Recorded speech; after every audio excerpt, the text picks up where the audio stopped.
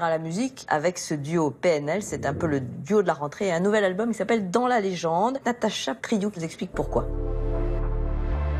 Il détrône Céline Dion au palmarès des meilleures ventes d'albums. Un mois après sa sortie, Dans la légende est déjà disque de platine, leur 3e album en 18 mois.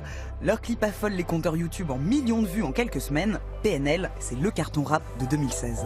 On voyage, je m'en bats les couilles, je suis fire. Je vois que sur une plaquette taille. Je sais pas pourquoi je déraille. Derrière ces 3 lettres, on sait peu de choses. Les 2 frangins de 27 et 29 ans, originaires de Corbeil-Essonnes, se tiennent loin des médias et des majors. Autoproduit, PNL n'accepte aucune interview, aucune sauf une, pour un journal américain, de quoi bien attiser le mystère. Tu testes, on sort le baba. Je comprends pas pourquoi on comprend pas. Côté musique, ils importent le cloud rap ou rap atmosphérique. Voix vocodée et nappe électro, PNL ralentit le tempo. C'est de la bonne à sa mère. Côté texte, ils chantent une jeunesse blasée et racontent le blues des dealers. Pas vraiment politisé, leur tube Le Monde ou Rien est pourtant devenu l'hymne du mouvement Nuit debout et des manifs contre la loi travail.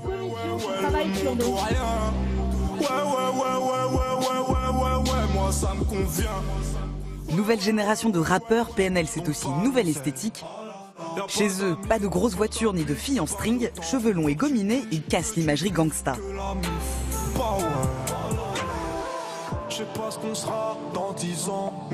Et c'est peut-être pour ça que PNL est écouté tant dans les cités que dans les sphères branchées.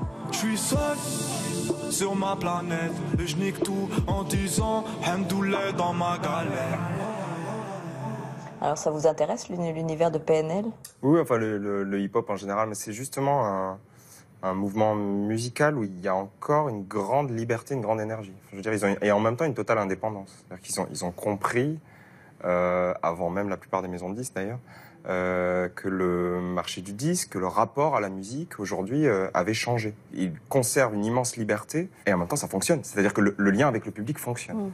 Et puis leur son, je retrouve dans leurs arrangements quelque chose de soigné, dans les claviers, dans les rythmiques, et c'est pour moi du coup une qualité assez étonnante. Les textes, c'est encore autre chose, évidemment. Oui, mais... alors, ils sont peu engagés. On a bien souligné qu'ils n'étaient pas vraiment politisés, en tout cas, même s'ils ont été peut-être récupérés par Nuit debout. Mais... Oui, mais je pense que le fait, par exemple, là, dans le reportage, on voit qu'ils ne donnent pas d'interview, par exemple, c'est-à-dire ne pas rajouter de mots sur les mots qu'on a déjà posés dans nos textes. Enfin, je veux dire, rien que ça, c'est extrêmement moderne, en fait.